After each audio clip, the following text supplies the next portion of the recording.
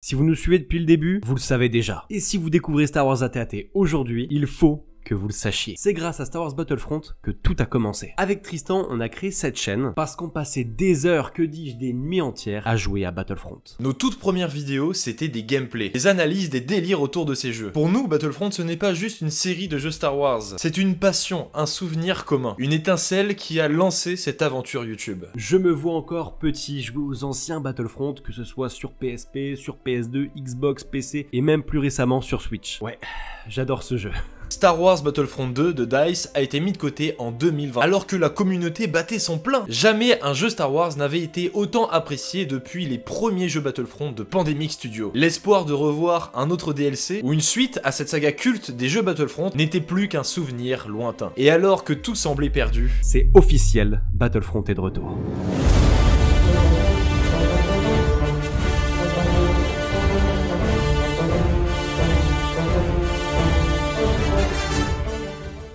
Aujourd'hui, en 2025, alors que les serveurs de Battlefront 2 explosent de nouveau, une question brûle toutes les lèvres. Battlefront 3 va-t-il enfin voir le jour? Mais d'ailleurs, Battlefront, ça remonte à quand? Alors, pour répondre à cette question, il faut d'abord comprendre d'où provient Battlefront et quelles sont ses origines. Car oui, en soi, les Battlefront, ça remonte déjà à plus de 20 ans, vous vous rendez compte? Donc bonjour tout le monde et bienvenue sur les Battlefront de Pandemic Studios. Nous remontons en 2004 avec Pandemic Studios qui lance son tout premier Star Wars Battlefront. Un jeu qui, d'un seul coup, est révolutionnaire, permettant aux joueurs de revivre les plus grandes batailles de la saga, que ça soit sur les plages de Kashyyyk jusqu'aux plaines enneigées de Hoth. Les fans ne se rendent pas compte encore, mais on est parti sur une aventure qui va durer plus de 20 ans, et boum, nous sommes en 2005 et Star Wars Battlefront 2 débarque. Et bien sûr, c'est directement une véritable claque. Encore à ce jour, c'est pour plusieurs le meilleur Battlefront et leur préféré. Il a vraiment impacté plusieurs générations, dont moi-même qui a grandi avec celui-ci. Pandemic Studios ne fait pas juste améliorer le gameplay ici. Ils ajoutent des combats spatiaux dynamiques, permettant de piloter dans des chasseurs TIE des X-Wing, afin d'aller atterrir directement dans les hangars des vaisseaux ennemis pour les saboter de l'intérieur. C'était totalement incroyable et probablement un de mes modes préférés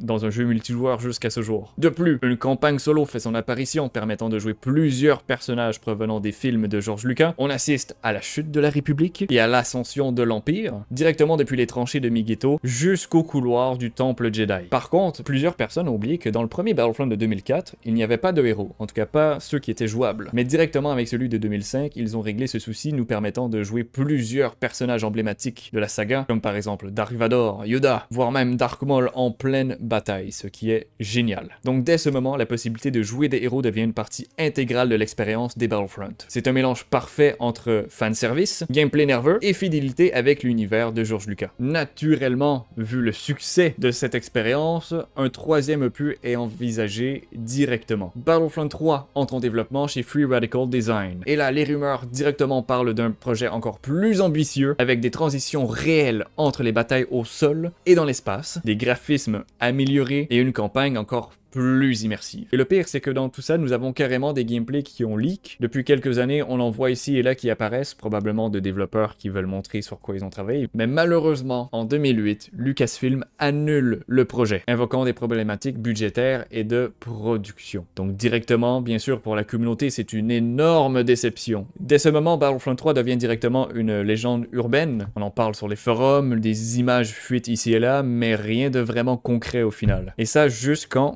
2016, une version jouable, complètement jouable, destinée à la Wii, fuite en ligne. Les fans découvrent un jeu bien sûr qui est inachevé, mais en vrai, extrêmement prometteur. Il y avait des menus qui étaient pas mal fonctionnels, des environnements jouables, des mécaniques audacieuses. Ce Battlefront 3 aurait franchement assez révolutionné la série, surtout pour l'époque. Mais malheureusement, il restera à jamais dans les limbes du développement. Et c'est pour ça que nous devons nous battre, afin d'obtenir le Battlefront 3 que nous rêvons depuis toutes ces années. En 2015, après des années d'attente et de silence galactique, Star Wars Battlefront renaît de ses cendres. Cette fois, c'est Electronic Arts en partenariat avec DICE, le studio derrière la série Battlefield, qui prend les commandes. Le mot d'ordre est clair, offrir une expérience sonore et visuelle à couper le souffle, totalement fidèle à l'esthétique de la trilogie originale. Les fans découvrent un réalisme surprenant. Chaque blaster, chaque armure, chaque vaisseau est modélisé à partir des archives de Lucasfilm. C'est du jamais vu et la hype est grande. Le jeu promet de plonger les joueurs dans des batailles emblématiques comme jamais auparavant. Mais, et parce qu'il y a toujours un mais, l'euphorie ne dure qu'un temps. S'il en L'enrobage est sublime, le contenu lui laisse sur sa faim, il n'y a pas de campagne solo et très peu de cartes à la sortie. Quant au gameplay, il est parfois jugé trop arcade, trop simplifié. Certains fans crient donc à la trahison, quand d'autres trouvent que c'est une excellente porte d'entrée pour des nouveaux joueurs. Il faut aussi souligner que le jeu se concentre uniquement sur la trilogie originale. Pas de clones, pas de combat au sabre laser sur Mustafar, juste la guerre civile galactique entre l'Empire et les rebelles. Un choix artistique assumé, mais qui divise. Cependant, malgré les critiques, Battlefront 2015 a permis à toute une nouvelle génération de redécouvrir Star Wars sous un nouveau jour, mais aussi de rassembler les vétérans de l'époque pandémique avec des nouveaux joueurs autour d'un même champ de bataille. L'immersion sonore, les graphismes, le respect de l'univers, tout ça a permis de poser des bases solides pour la suite. Et évidemment, il fallait une suite, une revanche, une promesse, celle de corriger les erreurs du passé et de proposer le jeu Star Wars ultime. 2 ans plus tard, Battlefront 2 voit le jour et cet opus se veut plus riche que son prédécesseur, avec notamment les 3 ères des films.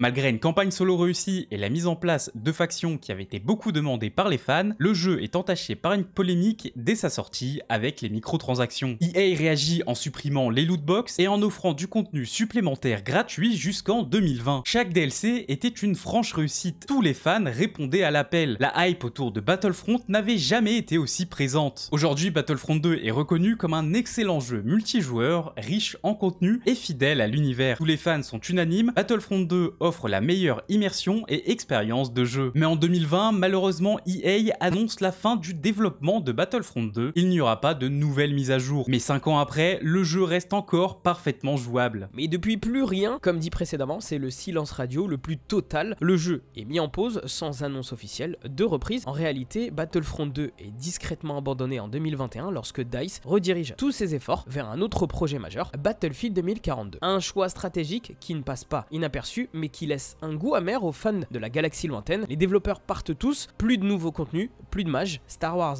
Battlefront 2 est mort. Et alors que tout semblait perdu depuis la sortie de ce Battlefield, alors que l'espoir s'amenuisait, communauté ne lâche rien, jusqu'à ce mois de mai 2025, nous sommes en pleine période du May the 4th. La communauté fête cette journée comme tous les ans avec des conventions, des rassemblements et énormément de vidéos sur les différents réseaux. Rien d'inhabituel, vous allez me dire, et sur Battlefront 2, il est possible de jouer avec tous les héros sur une seule map, ce qui est possible uniquement durant cette période. Sauf que la saison 2 de Andor, l'une des meilleures séries Star Wars, arrive ce 22 mai et qu'en même temps, du nouveau contenu Star Wars, à savoir des armes, des skins et même une map, arrive sur un jeu multijoueur, Fortnite. Et c'est là que c'est intéressant. D'un côté, on a Andor qui cartonne 3 épisodes par semaine, une écriture époustouflante, des personnages aussi profonds que charismatiques et une hype énorme qui permet encore une fois à Rogue One de briller, assez logique. Et bien sûr, ensuite, Fortnite, un jeu multijoueur que l'on ne vous présente plus, certains d'entre vous y jouent, s'amusent dessus avec plus d'1 million de joueurs chaque mois, sauf que ce mois-ci, c'est une nouvelle saison avec plusieurs chapitres qui mettent à l'honneur Star Wars. Un jeu multijoueur avec du contenu assez intéressant, surtout des skins qui sont plutôt pas mal, je pense beaucoup à celui de Grievous, avant qu'il ne soit transformé entièrement en cyborg, du jamais vu dans un jeu si je m'en souviens bien. Et là un déclic, pourquoi un jeu multijoueur en 2025 fait bien mieux qu'un certain Battlefront 2. Sur Twitter,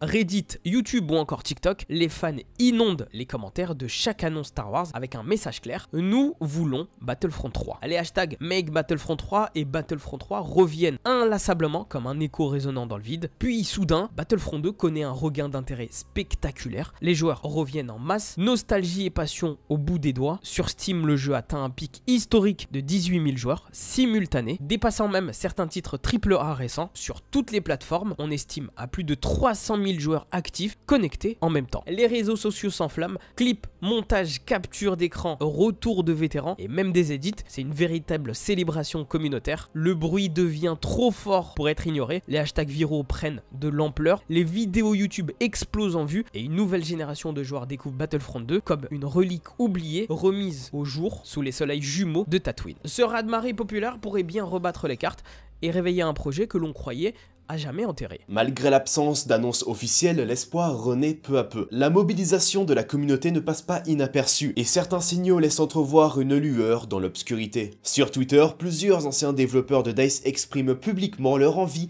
de replonger dans l'univers de Battlefront. Le 24 mai 2025, Denis Brenval a publié sur X, anciennement Twitter, « I felt a great disturbance in the force » et bilingue ou pas. Ce message, bien que succinct, fut largement interprété par la communauté comme une allusion au regain d'intérêt pour Battlefront 2 et aussi un possible clin d'œil à un futur Battlefront 3. Et ce n'est pas tout, Muhannad Ben Armor, l'acteur incarnant Will Not Pack dans la série Andor, a également rejoint l'appel pour un Battlefront 3. Il a également partagé une capture d'écran montrant qu'il a 469 heures de jeu sur Battlefront 2. Quel GOAT! Ces prises de parole ravivent les flammes d'un rêve que les fans n'ont jamais vraiment abandonné. Sur Reddit et les réseaux sociaux, l'imagination s'emballe, les fans se hypent déjà d'un potentiel Battlefront 3. On parle de cartes inspirées des dernières séries Disney+, comme The Mandalorian, Ahsoka ou même Andor. Certains rêvent d'affrontements sur Nevarro, dans les rues de Ferrix, ou même sur Peridea. D'autres espèrent de nouveaux modes de jeu narratifs, une campagne multi-ère, et même des batailles interconnectées entre le sol et l'espace. Un vieux fantasme hérité des anciens Battlefront. Mais si Battlefront 3 devait voir le jour, il ne pourrait pas se contenter d'être une simple mise à jour du précédent opus. Il devrait aller bien au-delà, car sur PC, aujourd'hui, on a des modes énormes comme Battlefront Expanded,